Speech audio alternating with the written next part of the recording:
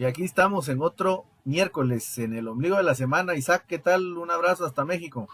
Hola Julio, ¿cómo estás? Pues con un gusto como siempre, un saludo desde México para Guatemala y pues bueno, ahora sí que pues vamos a hablar de un tema que es trascendental también para la gente de negocios, ¿no? Que tiene su base en en ese mismo concepto, ¿no? Entonces, la pregunta sería, como dice nuestro video, ¿qué quieres tú?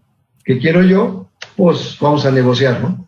Vamos a negociar. Y ojalá que fuera tan fácil solo de responderlo. Eh, ¿Qué quieres tú? ¿Qué quiero yo? A veces no sabemos muy bien qué es lo que queremos y esa es creo que la base del tema este de la negociación. Por ahí había una Claro, frase que platicamos que decía, no recuerdo quién la dijo, pero decía que toda interacción humana es una negociación. Y en parte, pues, cuando te lo dicen, en parte te deja un poco el chip de que cada vez que vas a interactuar con otra persona, a veces de la forma más simple, como, oye, vas a ir a almorzar, ¿a dónde vas a ir a almorzar? Vamos a almorzar. Ese tipo de interacciones eh, son realmente una forma de expresar qué cosas nos interesan. Algunas las expresamos abiertamente y sabemos qué es lo que queremos y otras no somos tan capaces de formularlo. No sé cómo lo ves.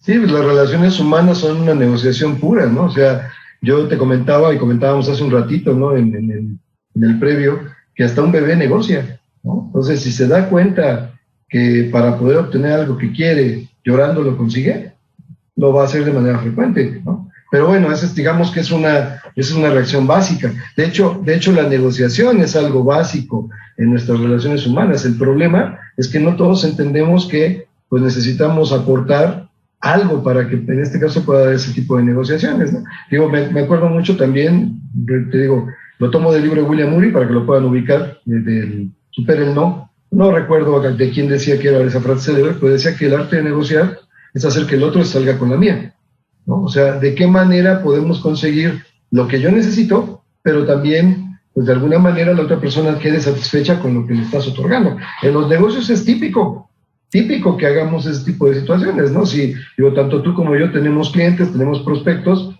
y cuando estamos trabajando las propuestas iniciales o el contacto con el prospecto, pues tienes que buscar de qué manera puedes coincidir, buscar esas coincidencias, ¿no? A veces no se llega a nada, a veces sí, ¿no? Y a veces te piden algo más y tendrás que ver si te conviene ceder o no. Eso es interesantísimo en la parte de negociación, ¿no? Es un estira y afloja para poder llegar a un consenso, ¿no? Que creo que es la parte interesante. Sí, y bueno, y te decía al principio de esto, ojalá fuera tan fácil de entender, estar uno claro qué es lo que quieres tú, qué es lo que quiero yo. Porque también hablando de otro método, el método Harvard de negociación, que empieza precisamente por establecer, por solicitarte que establecer cuáles son los intereses y cuáles son las posiciones que se mantienen. Y la diferencia la hace precisamente, hay un video por ahí en YouTube que es al respecto de dos personas que se ponen a negociar al respecto de una naranja, no sé si lo has visto, y que Sí, en una esquina hay uno que lo que quiere, su misión es conseguir la cáscara de la naranja, y la uh-huh. misión que tiene el otro es conseguir el jugo de la naranja. Al final los dos se sientan, pero como no han platicado de ese tipo de cosas, los dos quieren llevarse la naranja completa, Por porque pues supuesto. cada uno va a sacar una parte de eso.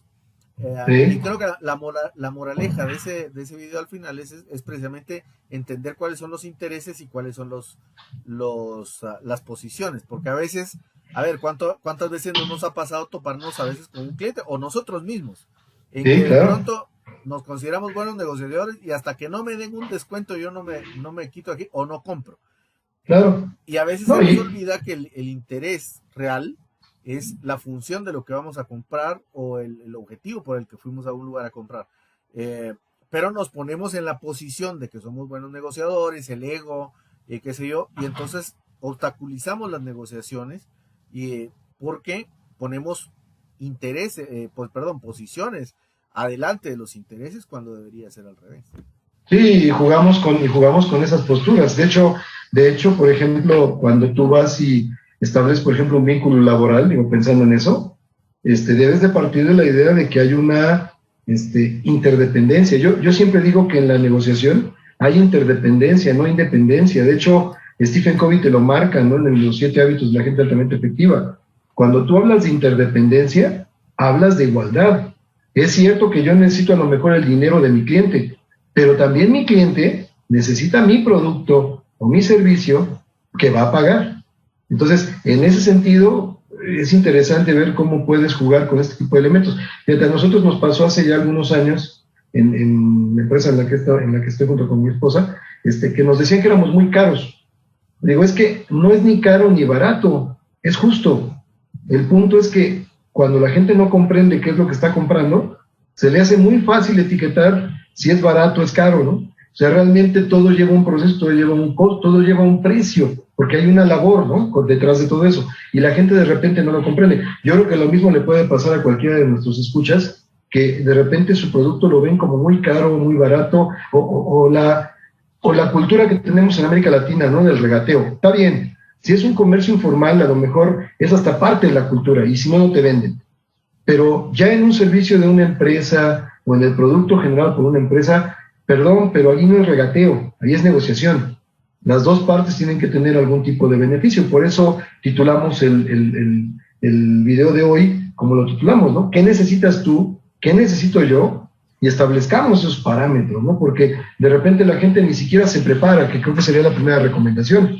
Prepárate qué es lo que vas a negociar, ¿no? ¿Qué es lo que vas a establecer? ¿Hasta dónde puedes ceder? ¿Qué puedes ceder? ¿No? ¿Y qué puedes pedir? También esto es importante, ¿no? Ayer, mira, no voy más lejano, va a sonar a este invento de mi parte, pero el día de ayer justamente tuve contacto con un cliente de un cliente mío, o sea, es una persona que está tercerizando. Yo le estoy proveyendo a mi primer cliente y este es un cliente de su cliente. Me decía, no, es que necesito tal cosa, pero necesito más cosas. Le digo, sí, con mucho gusto lo hago, pero a mí los desarrollos anteriores no me los han pagado. Entonces, si quieres, yo me volteo contigo, tú tomas el proyecto y el proyecto incluye esto y cuesta tanto. No le gustó mucho la idea, no, pero es que el otro, por eso, es que mi primer cliente era tu proveedor, pero si yo ya voy a negociar contigo directamente, pues tienes que pagarme aquel trabajo que estoy realizando. Ese tipo de situaciones de repente cuesta trabajo, y te digo, en mi caso particular, siempre me dice Mari, mi esposa, que de repente soy muy duro. No es eso, lo que pasa es que tienes que entender que hay cosas que se pueden negociar y hay otras que no, ¿no? No sé cómo lo veas tú.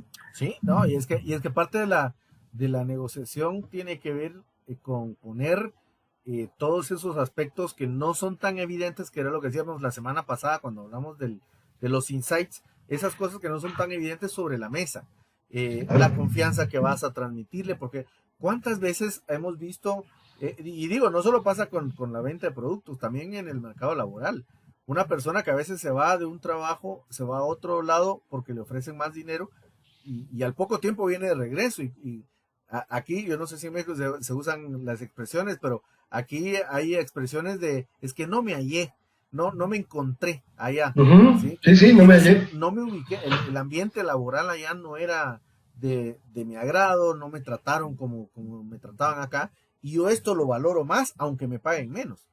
Entonces, ese mismo concepto, cuando estamos hablando con clientes y proveedores, también es de poner sobre la mesa la confianza que has tenido, cuántos años tenemos de conocernos, la confianza en tus productos, si vas a tener un problema, qué confianza tienes en que te puedo solucionar el problema del producto o del servicio.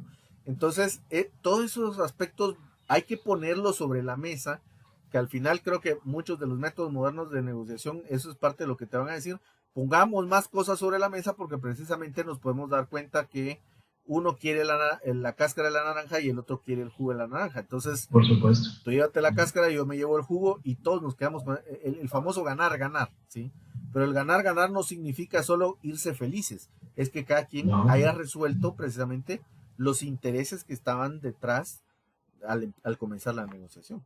Por supuesto, y eso significa que entonces las posturas de cada uno deben irse acercando mediante alternativas que puedan ir poco a poco llegando a un bien común o un objetivo común, y en ese momento, cuando ya tienes la alternativa más cercana que le funciona a los dos, haya un momento que le llamemos cierre, y ahí consenses, ¿no? Firmes, acuerdes, porque también ese es el punto, de repente nos quedamos en una negociación en el estar, no es que yo, es que tú, y es que, o sea, parece pleito de señoras, ¿no? O de matrimonios, también eso es muy típico. ¿no? Sin atacar a nadie. Pero en ese sentido tenemos que llegar a un consenso. Cuando ya tenemos acercados o ya tenemos cercanas las dos alternativas que pueden llegar a ser comunes, en ese momento es cuando tienes que decidir cerrar. Y es lo que a veces a muchas personas les cuesta trabajo. Y aquí la brillante herramienta que tienes para poder negociar es la comunicación.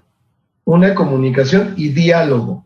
No es imposición, es diálogo. Son las dos partes en donde cada uno establece sus puntos y se está entendiendo. Porque si no te va a pasar lo que yo siempre digo, ¿no? De repente quien se enoja pierde, recoge sus canicas y se va. Y ahí ya no hay negociación, se acabó, se rompieron las negociaciones, ¿no? Y de hecho yo te iba a complementar ahora que decías lo de la comunicación, que a mí me parece fundamental, pero la otra que creo que también ayuda muchísimo en temas de la negociación es la madurez, emocional, ¿sí? Porque precisamente lo que estás diciendo, el que se enoja pierde. ¿Cuántas veces no nos hemos salido de un lugar porque de pronto sentimos que el tono del vendedor no es el que nos gustaría que fuera? Y entonces, de nuevo, perdemos un poco la oportunidad de llenar nuestros intereses, resolver nuestros intereses, porque antepusimos algo más. Es algo muy humano, pero precisamente los empresarios, los emprendedores, cuando salimos sabiendo ese tipo de piedra en el zapato que tenemos los humanos en términos emocionales, pues tenemos que tener al caballo por las riendas, se dice, ¿no? La expresión. Tenemos que estar al tanto de qué emociones pueden surgir en el proceso de la negociación y cómo nos podrían estar estorbando conseguir nuestros intereses, a pesar de que por temas que sean simplemente una pura posición. Sí, y además, para cerrar ya y cerrando con esto, la posición, fíjate que no es lo más importante para las personas que negocian, que pueden ser dos o más, ¿no? Porque pueden interactuar muchas más, lo más importante es tratar de obtener aquello que buscas, sin afectar los intereses del otro, ¿no? Entonces, las expresiones esas de ganar, sería una de las posturas más interesantes en la negociación. O sea, entiendo que vas a tener que ceder ciertas cosas, pero también tú obtienes algo. Por ejemplo, no digo muy rápido, si vas a pedir un trabajo urgente, debe de quedar en el entendido que como es urgente, pues yo tengo que cobrarte un poco más. Pero si voy a pagar un poco más, también te puedo exigir el horario de entrega, ¿no? Y ahí en esas posturas va cada quien peloteando hasta que llegas a un consenso. Cuando llegas a eso, está formidable el asunto. Cuando no se llega a eso, definitivamente pues se rompe la negociación y ya no existe, ¿no? Ahí ya se puede volver una imposición, se puede volver otro tipo de presión, y entonces, lo hemos visto hasta con ejemplos de grandes países, ¿no? Cuando no llegan a consensos, se rompe, y hasta que logran ubicar algún tipo de situación en consenso. Pues Julio, no sé si quieres con esto, vamos cerrando y que nos puedas invitar al siguiente video donde vamos a hablar pues acerca de algo que es importante, que sería la innovación, ¿no? Y definitivamente que al final va a complementar esto de la negociación de lo que estábamos hablando, porque precisamente a veces salirnos del paradigma de que toda negociación es un juego de suma cero, nos lleva a veces también a buscar nuevas ideas, a mantener la mente abierta, cierta flexibilidad de pensamiento, y es un poco de lo que vamos a hablar la próxima semana, que es precisamente la cultura de la innovación. No es tan sencillo solo hablar de innovación, sino que nos gustaría hablar de la cultura de innovación. Así que nos despedimos, Isaac. Perfecto, pues muchísimas gracias, amigos, gracias por acompañarnos. Les reiteramos, si les ha gustado los ombligos, por favor denle like, sigan el canal, pongan la manita, y también si hay temas que quieren en este caso ver, revisar o que dialoguemos en ellos, con mucho gusto podemos incluirlos, nada más pónganlos en los comentarios del video. Pues muchas gracias, Julio, un abrazo y como siempre un gusto platicar contigo en el ombligo de semana. Saludos hasta Guatemala. Un abrazo hasta México, un abrazo para todas las personas que nos escuchan y nos seguimos viendo.